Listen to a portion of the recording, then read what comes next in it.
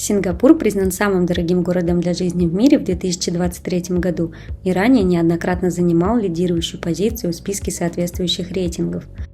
Однако не стоит думать, что бюджетному путешественнику здесь нечего делать. Город в первую очередь богат на достопримечательности, и в этом видео я расскажу о топ-10 из них, включая как платные, так и бесплатные локации. Как бы это необычно ни звучало, но аэропорт Сингапура уже сам по себе является большой достопримечательностью. Он неоднократно получал всевозможные международные награды.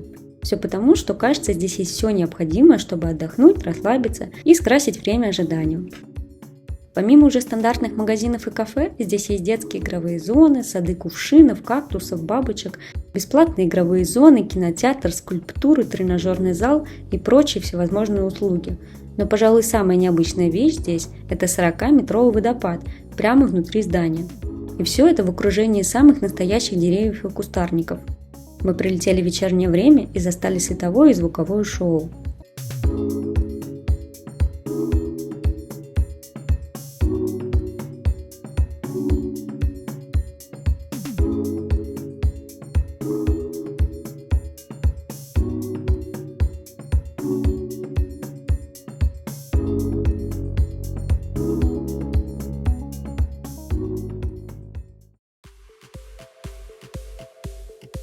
Знакомство с городом можно начать с прогулки по его центральной части.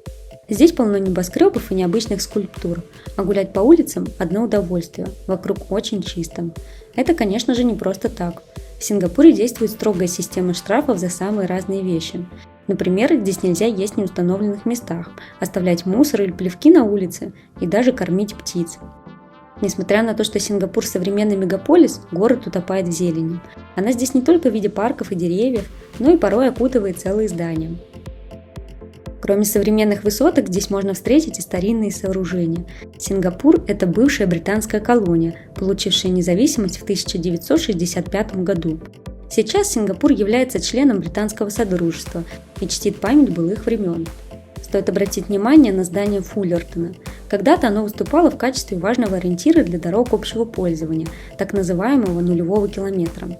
А также здесь был расположен почтамп. Сегодня зданию присвоен статус национального памятника Сингапура, и в нем находится 5-звездочный отель. Официальным символом города выступает мифическое существо с головой льва и телом рыбы – мерлион.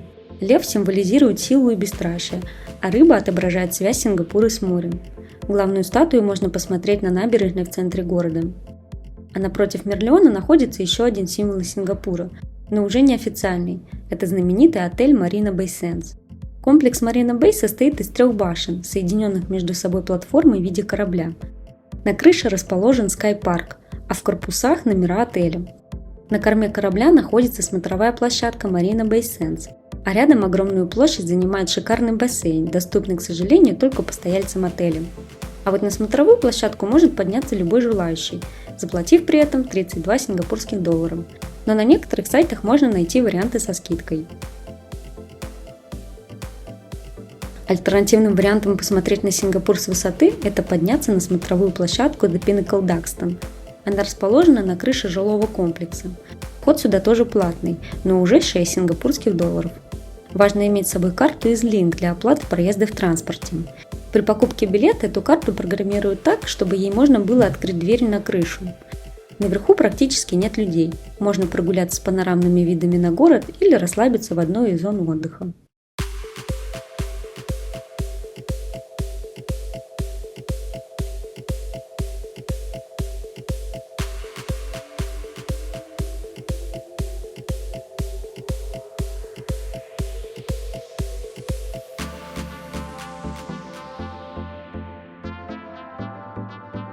Мост ДНК – это пешеходный 280-метровый мост в форме молекулы ДНК.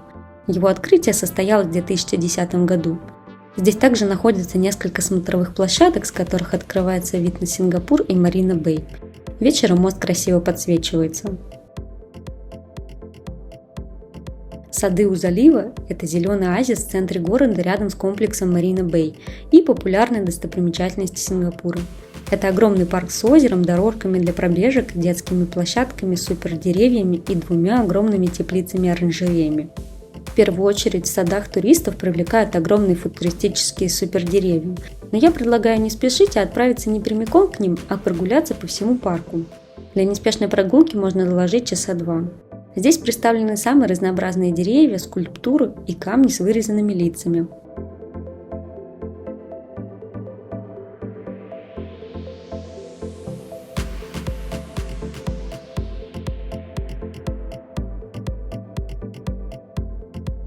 Сами супердеревья сделаны из бетона и железных прутьев и увиты тропическими растениями.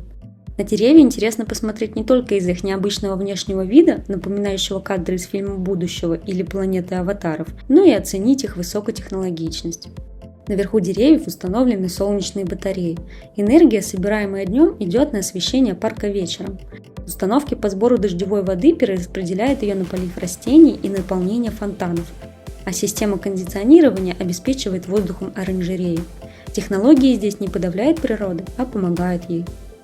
Между двумя деревьями на высоте 22 метров построен мостик Skyway, на который можно подняться и посмотреть на сады у залива с высоты. Сам парк бесплатный, а за прогулку по мостику нужно будет заплатить 14 сингапурских долларов. В темное время суток деревья красиво подсвечиваются, а вечером под ними проходит бесплатное светомузыкальное шоу «Садовая рапсодия».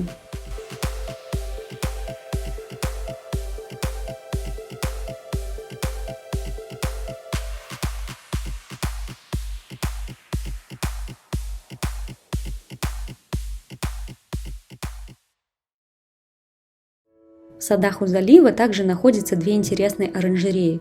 Их посещение уже платное – 53 сингапурских доллара за обе. О каждой расскажу подробнее. Flower Dome, или же цветочный купол, собрал в себе огромное количество разнообразных растений, деревьев и цветов, собранных из разных стран и континентов. В оранжерее представлены постоянные и временные экспозиции. Временные зависят от времени года. Нам, например, удалось застать период цветения сакуры. Ажиотаж вокруг нее был, конечно, очень высоким.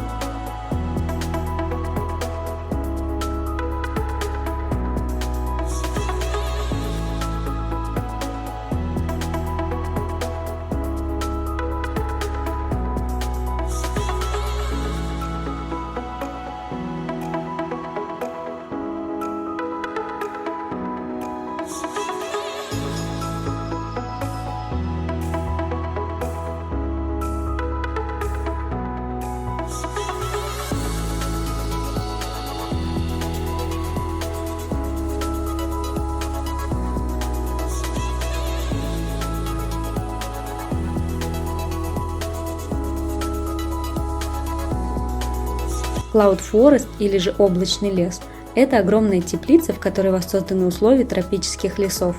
Сразу при входе встречает 35-метровый водопад, что довольно необычно, учитывая, что он находится тоже внутри здания.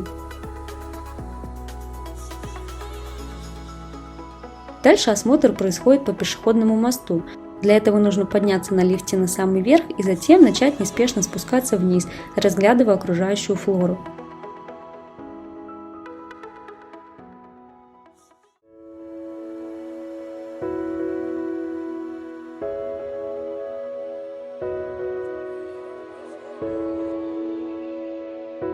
По дороге встречаются стенды с информацией о растениях. На одном из уровней инсталляция пещеры и выставка сталактитов и сталагмитов, а на нижнем уровне показывают научно-популярный фильм на английском языке о глобальном потеплении в мире. Стоит учесть, что каждые 2 часа, начиная с 10 утра и до 8 вечера, в оранжерее Cloud Forest происходит орошение деревьев, создавая ощущение тумана, что добавляет таинственной атмосферы. Внутри обоих зданий поддерживается специальный микроклимат и работают системы охлаждения, поэтому перед посещением лучше захватить с собой теплую кофту.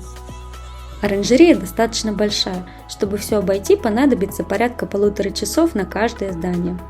Посещение можно запланировать на дневное время и отдохнуть от 30-градусной жары. Мы подобрали дневное и вечернее время, чтобы посмотреть на растения при разном освещении.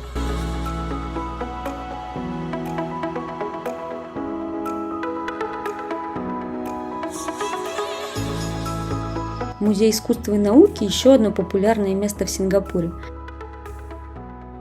Само здание имеет довольно необычную форму, а выставочные залы отличаются от классических музеев с историческими экспонатами.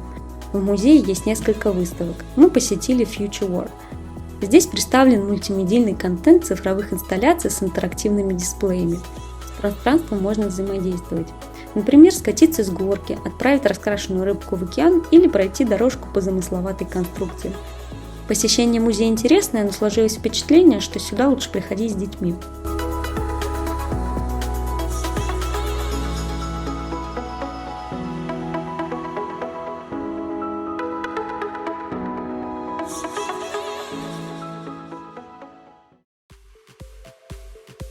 Маленькая Индия – это индийский этнический квартал, расположенный в сингапурском районе Рочор, где исторически проживают потомки выходцев из Индии. В этом месте сконцентрированы основные исторические достопримечательности индийского культурного наследия. По кварталу можно просто прогуляться, прочувствовать атмосферу и перекусить в индийском ресторанчике. Кстати, именно здесь можно найти бюджетное жилье, что немаловажно, потому что ценник на проживание в Сингапуре очень высокий. Мы останавливались в другом районе. Вот такая скромная комната в отеле обошлась нам $84 за ночь. По аналогии с маленькой Индией в Сингапуре есть еще китайские и арабские кварталы.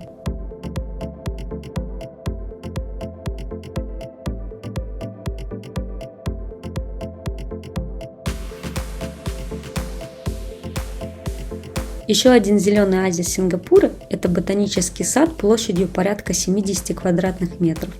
Саду более 150 лет, и в 2015 году он был включен в список всемирного наследия ЮНЕСКО. Здесь есть несколько прогулочных маршрутов, полянки для пикников и национальный сад с орхидеями. Посещение ботанического сада бесплатно, а за сад с орхидеями нужно будет заплатить 15 сингапурских долларов.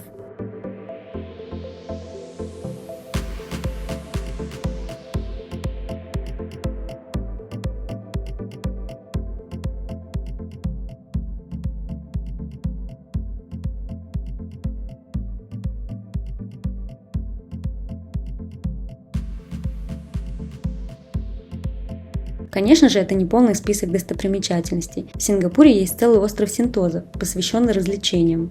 Про него будет мой следующий выпуск. Но что поражает, так это то, что самый дорогой город в мире открывает возможности познакомиться с городом как платно, так и бесплатно. Даже если у вас есть всего несколько часов во время пересадки, можно погулять по аэропорту или взять бесплатную экскурсию в город. Если будет возможность побывать в Сингапуре, обязательно прилетайте. Город этого определенно стоит.